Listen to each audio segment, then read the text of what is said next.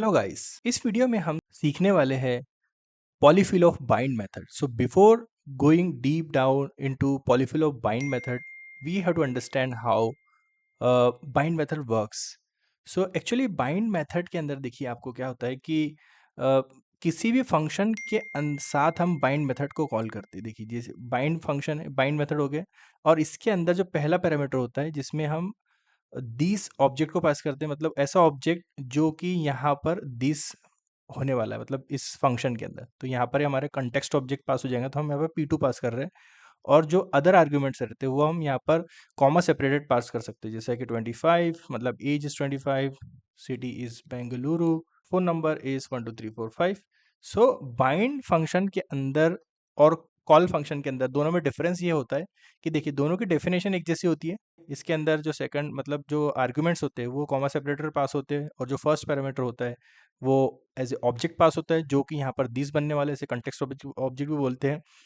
और लेकिन इसके अंदर एक छोटा सा डिफरेंस ये होता है कि बाइंड जो फंक्शन होता है वो फंक्शन को रिटर्न करता है, मतलब एक फंक्शन रिटर्न करता है और बाद में वो उस फंक्शन को कॉल करना होता है. देखिए जिस तरह से इसने फंक्शन को रिटर्न किया, सो उस फंक्शन को हमें यहाँ पर सपोज एक B1 ऑब्जेक्ट में हम यहाँ पर ऐड करते हैं. तो यहाँ पर आप देख सकते हैं कॉपी, यहाँ पर पेस्ट. देखिए इसने फंक्शन रिटर्न किया B1, ये फंक्शन. अब इस फंक्शन को हमें कॉल करना होता है. सो यहाँ पर क्या हो सकता है कि ये फंक्शन जब हम कॉल करते हैं तो ये विदाउट आर्ग्यूमेंट भी कॉल कर सकते हैं. देखिए जिस तरह से ये कॉल हुआ विदाउट आर्ग्यूमेंट, या चाहे तो हम विद आर्ग्यूमेंट भी कॉल कर सकते हैं. यहाँ से मैंने यदि फोन नंबर हटा दिया, यहाँ पर केवल मैंने ऑब्जेक्ट, मतलब ये ऑब्जेक्ट है, और एज एंड सिटी पास किया. तो यहाँ पर बट तीन पैरामीटर ले रहे हैं, एज सिटी एंड फोन. तो हम फोन को जो B1 ऑब्जेक्ट है, B1 फंक्शन है, यहाँ से भी पास कर सकते हैं. सपोज मैं यहाँ पर फोन पास कर दो 3456. देखिए तो यहाँ पर आउटपुट में कोई चेंजेस होने वाला नहीं है, क्योंकि बाद में जब फंक्शन कॉल करता है और जो ये आर्गुमेंट और ये वाला आर्गुमेंट सब एक्यूमुलेट होके यहाँ पर उसको मिलने वाले होते हैं. So hello Vicky, you are age is 25, lives in Bangalore and phone is 3456. So इस तरीके से हम किसी भी तरीके से यहाँ से भी आर्गुमेंट्स को पास कर सकते हैं, और जो फंक्शन मतलब बाद में हमको रिटर्न हो रहा है फंक्शन, उसके थ्रू भी हम आर्गुमेंट्स को पास कर सकते हैं. So this behaviour we have to mimic by giving our definition. So if I call like foo.myBind, देखिए तो ये मुझे ऑब्जेक्ट जो है, ये फंक्शन जो है, ये ऑटो सजेशन में नहीं आ रहा है. तो ऑटो सजेशन में इसे लाने के लिए हमें क्या करना पड़ेगा, फंक्शन. तो फंक्शन एक ये क्लास है.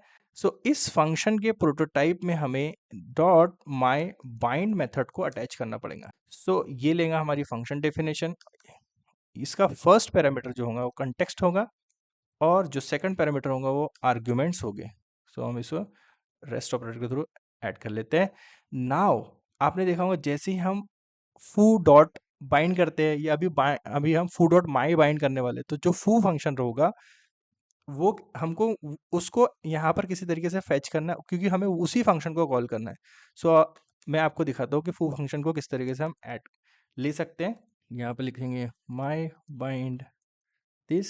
सो यहाँ पर जो दिस ऑब्जेक्ट होने वाला है वो फू वाला होने वाला है. सपोज मैंने यहाँ पे कॉल किया फू, यहाँ पे कॉल किया मैंने B2 इक्वल टू फू डॉट माई बाइंड. देखिए माई बाइंड को मैं अभी कॉल कर रहा हूँ simple, without any context object, without any argument, just for the sake of showing you how this object is pointing to this foo function. So देखिए यहाँ पर अभी मैंने ये प्रिंट स्टेटमेंट लिखा था ये वाला, उसके अंदर आप देखिए दिस ऑब्जेक्ट क्या आ रहा है. तो दिस ऑब्जेक्ट वही आ रहा है जो हम यहाँ से फू फंक्शन को कॉल कर रहे हैं. तो दिस जो है, ये वाला जो दिस है, दिस कीवर्ड, वो इस फू फंक्शन को पॉइंट कर रहा है. So remember this point because this is very crucial. Now we fulfill or finalize our definition. So before that we have to do some error handling. So we'll check if type of this is not equal to function, then we can throw error. This is not a callable function. Now we have to give definition over here. So अब देखिए, अब जो हमारा context आ रहा है उस context के अंदर हम क्या करेंगे, रेफ फंक्शन को अटैच करेंगे तो इस दिस जो दिस आ रहा है यहाँ से, मतलब जो फू आने वाला है, अभी इस केस में फू आने वाला है, तो फू को हम इस रेफ फंक्शन में अटैच करेंगे। आपको अभी थोड़ा बहुत समझ में नहीं आ रहा होगा तो इट्स ओके, क्योंकि हम इसके बाद अभी पिक्टोरियल डायग्राम के थ्रू इसको समझने वाले हैं, तो आपको वहाँ पर 100% क्लियरिटी मिल जाएगी।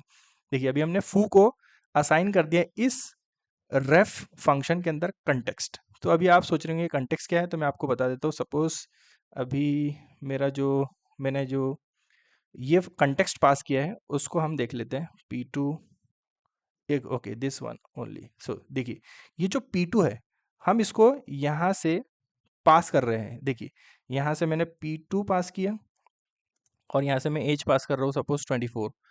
सो देखिए अभी जो P2 पास किया ना वो ही ये कंटेक्स्ट को रिप्रेजेंट करने वाला है। ये P2 फंक्शन, P2 ऑब्जेक्ट ये कंटेक्स्ट को रिप्रेजेंट, और P2 के अंदर ये हमारा ऑब्जेक्ट है। ओके, तो ये कंटेक्स्ट है। अब इस कंटेक्स्ट के अंदर हम रेफ फंक्शन फंक्शन दे रहे हैं, कौन सा वाला, दिस, मतलब ये जो फू है वो फू इस दिस को पॉइंट कर रहा है, तो रेफ फंक्शन में ये फू फंक्शन असाइन होने वाला है। So now let's begin with, let's finish our definition. देखिए तो यहाँ तक हमको क्लियरिटी मिल गई। अब हमें क्या करना है कि जो हमने देखा था बाइंड फंक्शन जो होता है वो फंक्शन को रिटर्न करता है और बाद में उस फंक्शन को कॉल करता है, तो हमें भी यहाँ से सेम बिहेवियर को मिमिक करवाना है, रिटर्न। सो यहाँ से हमें फंक्शन को रिटर्न करवाना है एंड इस फंक्शन के अंदर जो आर्ग्यूमेंट्स हो गए, सो ये आर्ग्यूमेंट को हम अदर आर्क्स के थ्रू ले सकते, इस पैरामीटर में ले लेते हैं, इस वेरिएबल में लेते हैं अदर आर्क्स, क्योंकि जब फंक्शन रिटर्न होगा और वहाँ से भी कोई पैरामीटर पास कर सकता है, इसके इसके पहले मैंने बताया था आपको, तो यहाँ पर ये फंक्शन रिटर्न होने वाला है। अब फंक्शन जब रिटर्न हो रहा है तो हमें क्या करना है, उस फंक्शन जब रिटर्न हो रहा है और वो जब भी यूज़र इस फंक्शन को कॉल करेगा तो यहाँ से ये फंक्शन कॉल होना चाहिए, जिसमें हम लिखेंगे arcs comma comma other other arcs, ये पास करने वाले हैं। परफेक्ट, तो I think definition is completed now, it's time to test. So we'll call first of all foo dot bind function को कॉल करेंगे, क्योंकि सबसे पहले हम ओरिजिनल फंक्शन को देखते हैं, और यहाँ से हम पास करने वाले P2 कॉमा एज पास करने वाले 24 एंड सिटी पास करने वाले हैं हम मुंबई। एंड यहाँ से देखिए मैंने जैसे ही पास करी ये फंक्शन को रिटर्न कर रहा है, आप देख सकते हैं। इस फंक्शन को मुझे F1 की एक वेरिएबल में लेना पड़ेगा, अब मैंने इस वेरिएबल में ले लिया तो F1 आ गया मेरे पास फंक्शन।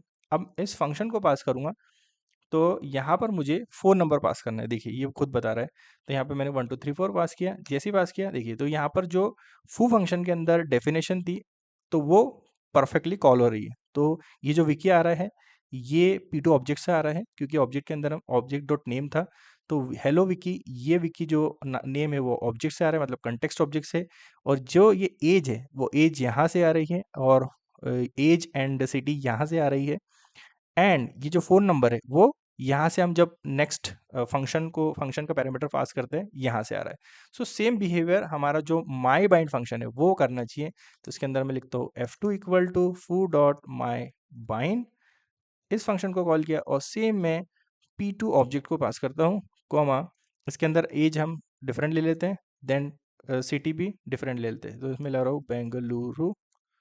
एंड यहाँ से मैं F2 को थर्ड पैरामीटर पास कर रहा हूँ, थर्ड पैरामीटर के अंदर हम 3 4 5 6, देखिए तो यहाँ पर मैंने सभी के सभी पैरामीटर पास किया और इस रिटर्न किया। तो यहाँ पर बिहेवियर देखिए सेम है, hello Vicky your age is 26, because 26 यहाँ पर 26 पास किया इसलिए 26, lives in Bangalore, phone number is 3456.